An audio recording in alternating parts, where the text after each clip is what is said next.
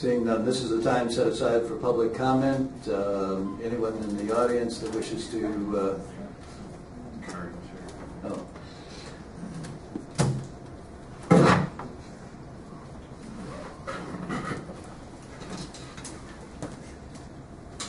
Start with Gwen Williams, if you would, please. Progress on the health impact assessment. Thank you very much.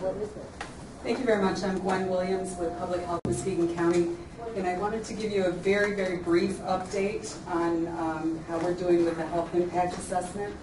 We have now had 5 meetings, and the first work product that we have had, Keith shared with me after the last meeting that it may not have come to your attention.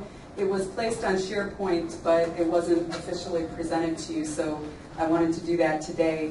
That is the site selection criteria. I spoke before that without having more definite sites to compare, our group couldn't really, suggest one site over another. So we came up with some criteria, and that's what this sheet is that I wanted to share with you. And the other piece that I wanted to share with you is more of a work in progress, and that is these pathways, as we call them. And the point of the health impact assessment is to take a look at all of these plan elements and to talk about how they affect health outcomes through incarceration and recidivism. And so we break down many of these plan elements and talk about different research questions as they relate to the plan elements. So as I mentioned, I'm just sharing this with you now. It is still a draft. Our team, our committee is in process of narrowing down the research questions, and then we hope to have some better answers to bring back to you, some recommendations based on that research.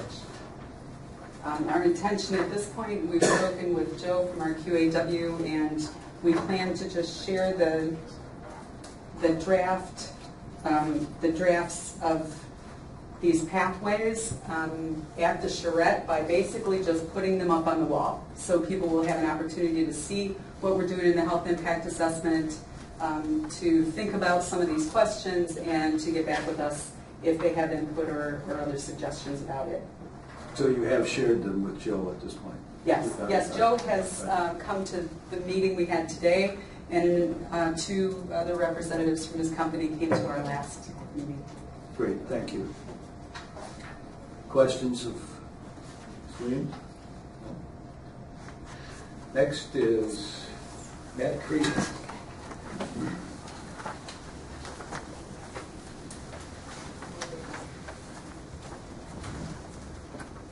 Good afternoon. I'm looking at this agenda that was just passed out, and well, it certainly is extremely comprehensive and goes into probably almost any type of detail you could want for the jail. There's 3 things that are missing from it. The one thing that's missing is that there's no discussion of the impact of the prosecutor's office on the people that are being prosecuted. Secondly, there's no comment here about the presiding judges, those who set the initial bonds in district court for these people, and then the circuit court judges and district court judges, of course, that go ahead and sentence people. And then there's no discussion about the public defender system. You're taking a look at a chair, and you're dealing with one leg of it here.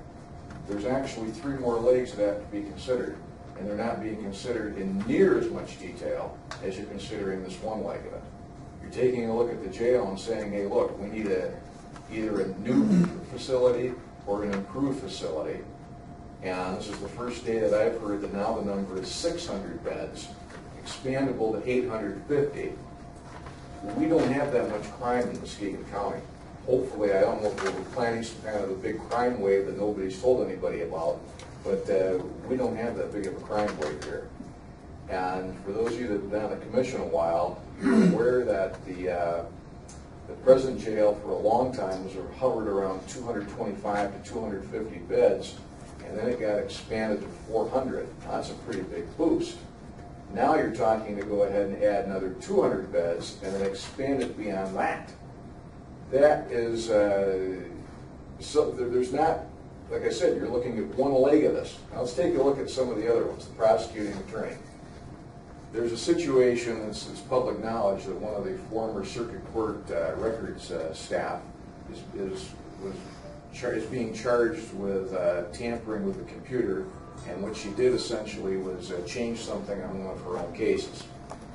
Now, she was fired for that. That may or may not be the correct thing to do.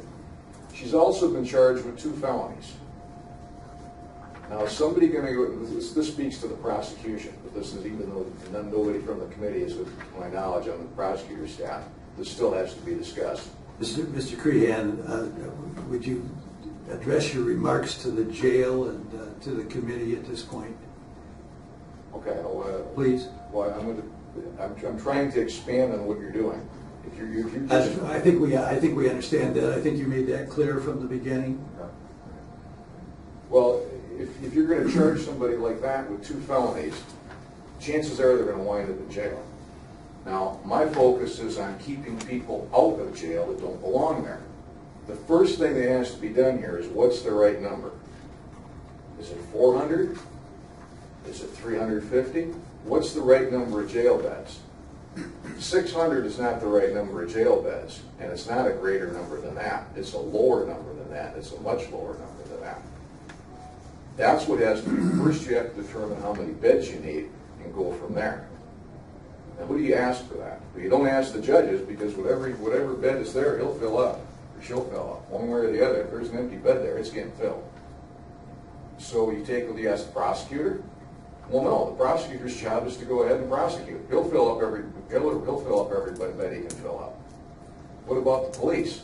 Well, their job is to arrest. If there's an opening, if they know there's open beds, they're going to arrest rather than go write an appearance ticket. Well, there's one more leg to this stool I haven't mentioned yet.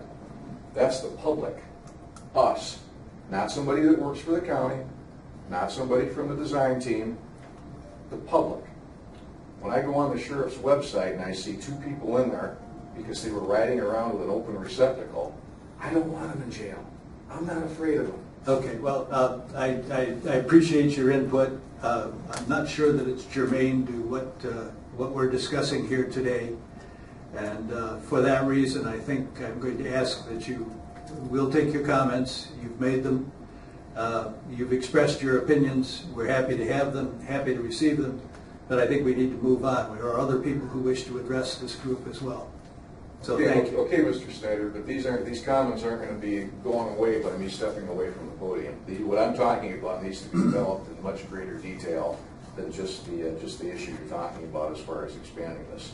Well, there are other sources, and this is being addressed in other areas as well. So thank you very much. Where are they being addressed in other areas? If you would be happy to see me afterwards, I'd be glad to tell you about them. Yeah, Thank you. Thank you. The next person is Dan Mills. Well, hi. Thank you.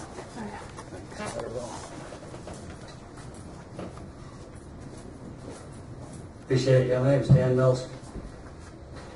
I walked in, I was a little bit late. Took the afternoon off of work again to see you. But I got here and I heard a gentleman promising lots of information. And that sounds so good, because I've been hearing that since the first meeting I've attended here having to do with the jail. That was May 17th for the Citizens Review Committee meeting. And then it was the Administrator Hammersley who was promising lots of information and actually excusing herself for not having that information yet. But she was going to get that, and she even described herself as the vehicle for information. She was going to be the one who was going to deliver the information to the Citizens Review Committee. And this is on a video. It's online, but I took it. Are you addressing the jail issue, Mr. Mills, please? Well, I'm not talking about dogs and cats. Yeah, I'm talking about the jail, actually. That's why I'm here. That's why I took the afternoon off to work. Yeah, and so like I said, I came in and I heard this promise for more information. Now, the people who were the Citizens Review Committee members were interested in, and the people in the public who were attending that meeting were interested in getting information for sure. But not the kind of information that I heard being promised today. I couldn't count how many times cost, savings. But the questions that the citizens were concerned about is, why are they in there? What are they being done? Why is it so poorly mismanaged? Why is it in such bad condition? And so this information is still not available. Now, the Citizens Review Committee had a meeting scheduled this week, and it was canceled because there was no information. The last Citizens Review Committee, jail committee, was postponed a week because no information. There's no information still, but we're promised again more information, but this is going to be about dollars and cents. Okay, now, when this information is made available at this charrette that we keep talking about, I got to tell you, I'm going to look at it askance, because I'm not so sure that you have my trust. And I will tell you what, for instance, at the committee meeting that I attended, the chairman of this committee, chairperson, was saying how horrible, her words, that condition is in that jail. She said, quote, I wouldn't have my Pomeranian in there. She said it violated codes, it violated human rights. Now, that sheriff, this right here says, we've never been cited for anything. And so I know there's a big difference. Okay, I think, Mr. Mills, that we're aware of that history. Well, and I know you don't want to hear actual citizen reviews, even though you have a citizen review committee, which is a propaganda tool that doesn't meet because it isn't doing that function adequately. But you'll have to excuse me, sir, that the citizens I know are outraged at this travesty, blowing this past the voters. Thank you. Is there anyone else that would care to address this committee? I have a question. Similar to what Mr. Crehan was talking about, my name is Toby Fraser. I'm just wondering where the spike in crime or spike in population has been that requires so many more beds being put in the jail. Again, we've been promised tons of information. It sounds like you even have it, and you're supposed to be the one to give it to us on the citizen committee, but we haven't seen it. So where is it? Where's the spike in crime or population that requires so many more beds? Who knows? They're not going to answer you, man.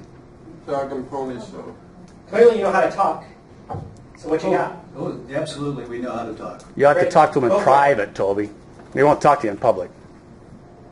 Okay, I'll talk to you afterwards. Afterwards, everybody in wants to private. know. Yeah, let's hear it. Yeah. I make a motion we adjourn. Second. I make a motion that you answer the people's questions. This is our county, not yours. This is our county. The motion say yes? No. Our county. What is your problem? How do you not talk to people when they want to know what's Shame going on on? you. Shame. All you want. Shame. This is a dog and pony show.